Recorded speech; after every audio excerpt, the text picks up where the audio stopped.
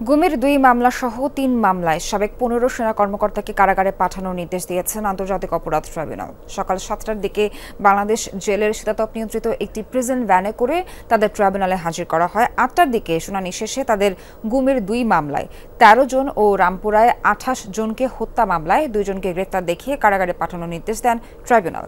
এছাড়া শেখ হাসিনা, আসাদুজ্জামান খান কামাল সহ পলাতক ১৭ আসামিকে হাজির হতে ৭ দিনের মধ্যে পত্রিকায় বিজ্ঞপ্তি দেওয়ার নির্দেশ দেওয়া হয়েছে। এদিন জামিন চেয়ে এবং ভার্চুয়ালি আদালতে হাজিরার নির্দেশনা চেয়ে দুটি আবেদন করেন ১৫ সামরিক কর্মকর্তার আইনজীবী, যার শুনানি হবে পরবর্তী ধার্য তারিখে। আসামি পক্ষের আইনজীবীর দাবি, গ্রেফতার নয়, আত্মসমর্পণ করেছেন সেনা কর্মকর্তারা। আসামিরা নির্দোষ বলেও দাবি তার।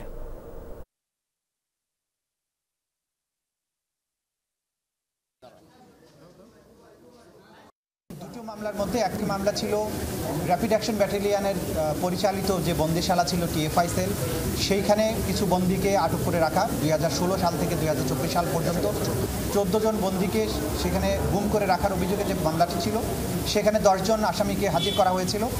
তাদেরকে গ্রেপ্তার দেখিয়ে কারাগারে প্রেরণের নির্দেশ দেওয়া হয়েছে এবং পরবর্তী তারিখ ২০শে নভেম্বর ধার্য করা হয়েছে। এ বিষয়ে বিস্তারিত জানাতে ট্রাইব্যুনাল থেকে যুক্ত হচ্ছেন সহকর্মী মাইনুল মারুফ। মাইনুল, আসামিদের কি বের করা হয়েছে?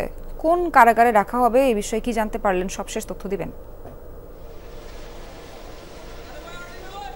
এই মুহূর্তে কিন্তু আসামিদেরকে বের করে নিয়ে যাওয়া হচ্ছে এবং সকালে কিন্তু তাদেরকে ট্রাইব্যুনালে হাজির করা হয়েছিল এবং ১৫ যে সেনা কর্মকর্তা রয়েছেন তাদেরকে মামলার শুনানি শেষে আজ কারাগারে পাঠানোর নির্দেশ দেন আন্তর্জাতিক অপরাধ ট্রাইব্যুনাল। এবং আমরা যতটুকু জানতে পেরেছি যে এই আসামিদেরকে যে সেনানিবাসের ভেতরে যে অবস্থা বা সাব জেল করা হয়েছে সেখানে নিয়ে যাওয়া হবে এবং সেখানেই তাদেরকে রাখা হবে। এছাড়া আজ আন্তর্জাতিক অপরাধ ট্রাইব্যুনালের শুনানিতে তারা তাদের বিষয়ে যে বিষয়টি উপস্থাপন করা হয়, তারা মূলত আজ জামিন আবেদন করেছিলেন, তবে জামিন আবেদনের আজ শুনানি হয়নি। জামিন আবেদনের শুনানি পরবর্তী যে কার্যদিবস রয়েছে সেদিন হবে। এর পাশাপাশি এই যে আসামিরা রয়েছেন আসামিদের আইনজীবী যেমন বলেছেন যে তার আসামি নির্দোষ এবং তারা সঠিক বিচার পাবেন বলে প্রত্যাশা ব্যক্ত করেন আসামি পক্ষের আইনজীবীরা। এবং চিফ প্রসিকিউটর তাজুল ইসলাম ও সেনাবাহিনীর বিরুদ্ধে অপপ্রচার বন্ধ করার আহ্বান জানান, কারণ সেনাবাহিনী এই মামলায় রাষ্ট্রকে বা ট্রাইব্যুনালকে সহায়তা করার কথা তিনি জানিয়েছেন। এদিকে আজ সকালে মূলত 3টি মামলায় এই আসামিদেরকে আন্তর্জাতিক অপরাধ ট্রাইব্যুনালে হাজির করা হয়। এর মধ্যে 2টি মামলা গুমের এবং অপরটি রামপুরায় 28 জনকে হত্যা। যেই 28 জনকে হত্যা মামলা যে একটি ভিডিওতে আমরা কিন্তু দেখেছিলাম যে একটা বিজেপি কর্মকর্তা গুলি করছেন, টার্গেট কিলিং করছেন, সেই ঘটনায় যে অভিযোগ দায়ের করা হয়েছিল সেই অভিযোগের প্রেক্ষিতে কিন্তু 2 সেনা কর্মকর্তা রেদওয়ান, লেফটেন্যান্ট কর্নেল রেদওয়ান এবং আরো একজন রয়েছেন, তাদেরকে কিন্তু গ্রেপ্তার দেখিয়ে কারাগারে পাঠানোর নির্দেশ দিয়েছে এবং এই মাত্রই কিন্তু তাদেরকে যে অপরাধ ট্রাইব্যুনাল সেখান থেকে বের করে আনা হয়েছে এবং বের করে আনার পর তাদের কিন্তু এখন নিয়ে যাওয়া হবে যে ঢাকা নিবাসের ভিতরে যে অস্থায়ী বা সাব জেল করা হয়েছে সেখানে। এর বাইরে আজ কিন্তু আরো কয়েকটি মামলা রয়েছে, শেখ হাসিনা মামলার যুক্তিতর্ক উপস্থাপন রয়েছে, সেই মামলায় কিন্তু আসামিদের হাজির করা হয়েছে আন্তর্জাতিক অপরাধ ট্রাইব্যুনালে। সেই মামলারও শুনানি শুরু হবে কিছুক্ষণ পরে। এছাড়া আরো কয়েকটি জুলাই আগস্টে মানবতা বিরুদ্ধে অপরাধের মামলারও কিন্তু আজকে সাক্ষ্য গ্রহণের কথা রয়েছে। সব মিলে আজ কিন্তু বেশ কয়েকজন আসামিকে আনা হলো। এর মধ্যে সবচেয়ে গুরুত্বপূর্ণ যে এই দিনটিকে যে সেনা কর্মকর্তাদের ট্রাইব্যুনালে আনা হবে কিনা নিয়ে অনেক জল্পনা কল্পনা ছিল, তার অবসান ঘটিয়ে সেনাবাহিনী ট্রাইব্যুনালকে যে নির্দেশনা ছিল সেই অনুযায়ী কিন্তু 15 কর্মকর্তা তাদেরকে কিন্তু এখানে হাজির করা হয়েছে সেনাবাহিনী এবং তাদের আজকে কিন্তু শুনানি হয়েছে। শুনানি শেষে তাদেরকে কারাগারে পাঠানোর নির্দেশ দেন এবং তাদের জামিন শুনানি পরবর্তী যে কার্যদিবস রয়েছে সেই কার্যদিবসে হবে। এবং এর পাশাপাশি আরেকটা বিষয় যে সকল আসামিকে আজ হাজির করা হয়েছে তাদের আবেগ এবং কর্মরত অবস্থায় কিন্তু অনেক সেনা কর্মকর্তা ছিলেন। তারা বিভিন্ন সময়ে যে টিএফআই সেল যে সেলগুলো ছিল, জয়েন্ট ইন্টারোগেশন সেল, সেই সেলের বিভিন্ন দায়িত্ব পালন করেছেন এবং অভিযোগ আছে এই টিআইএফ সেল এবং জয়েন্ট ইন্টিগ্রেশন সেল, এই দুই সেলে কিন্তু দীর্ঘদিন আওয়ামী লীগ সরকার আমলে বিভিন্ন জনকে গুম করা হয়েছে, খুন করা হয়েছে, দীর্ঘদিন আটকে রাখা হয়েছে, এমন অনেক নির্যাতনের অভিযোগ রয়েছে। অভিযোগ গঠনের শুনানির দিন কিন্তু এই সকল বিষয় বা যেদিন ফর্মাল চার্জ দেওয়া হয়েছিল সেদিন কিন্তু এই সকল বিষয় তুলে ধরেছিলেন চিফ প্রসিকিউটর। আর সেখানে কিভাবে নির্মমভাবে নির্যাতন করা হয়েছে যাদেরকে ধরে নিয়ে যাওয়া হতো তাদের, সে সকল বিষয় কিন্তু তিনি উপস্থাপন করেন। তারই প্রেক্ষিতে কিন্তু আন্তর্জাতিক অপরাধ ট্রাইব্যুনাল আসামিদের গ্রেপ্তার দেখানোর জন্য নির্দেশনা দেন এবং সেই অনুযায়ী কিন্তু আজ যে 15 সেনা কর্মকর্তা ছিলেন সেনা হেফাজতে, তাদের কিন্তু আজ ট্রাইব্যুনালে আনা হলো এবং তাদেরকে গ্রেপ্তার দেখিয়ে কারাগারে পাঠানোর নির্দেশনা দেওয়া হলো।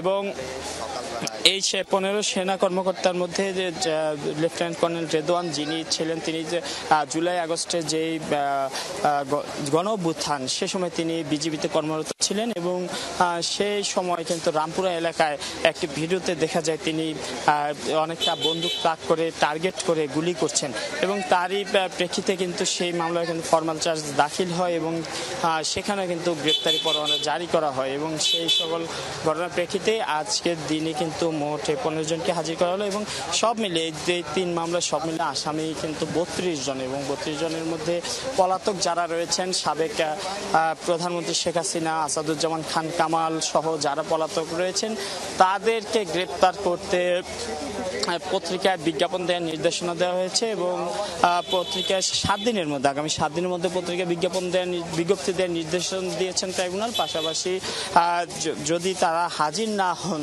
আমরা অন্যান্য মামলাগুলো যেমন দেখেছি শেখ হাসিনার মামলা সহ অন্যান্য যে সকল মামলা যে রাষ্ট্র থেকে বা ট্রাইব্যুনাল থেকে একজন আইনজীবী নিয়োগ দেওয়া হয় পলাতক আসামিদের পক্ষে, সেভাবে কিন্তু পলাতক আসামিদের পক্ষে কিন্তু আইনজীবী নিয়োগ দিয়ে এই মামলার বিচার কাজ এগিয়ে চলবে বলে কিন্তু আমাদেরকে প্রসিকিউশন থেকে জানানো হয়েছে।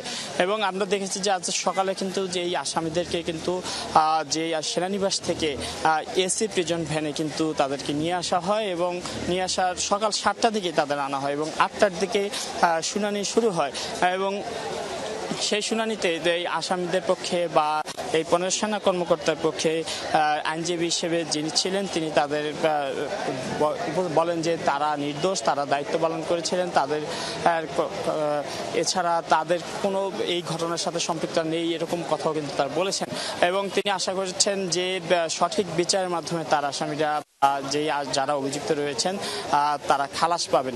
এবং আমরা দেখছি যে এখন কিন্তু যে প্রিজন ভ্যানে তাদেরকে আনা হয়েছিল সেই প্রিজন ভ্যানে করে কিন্তু তাদের সেনানিবাসের ভেতরে যে নতুন সাব জেল করা হয়েছে সেই সাব জেলের উদ্দেশ্যে কিন্তু গাড়ি বেরিয়ে গেছে আন্তর্জাতিক ট্রাইব্যুনালের ভেতর থেকে এবং আবারও পরবর্তী যে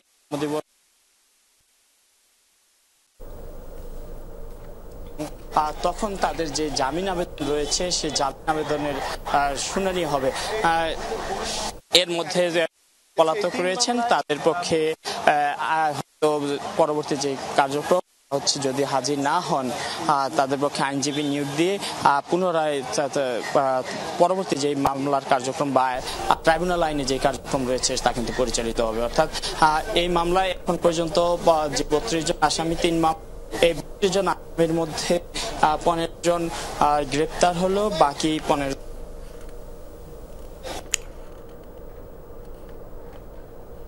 ট্রাইব্যুনাল থেকে গুরুত্বপূর্ণ তথ্য জানাচ্ছিলেন মাইনুল, আপনাকে অনেক ধন্যবাদ।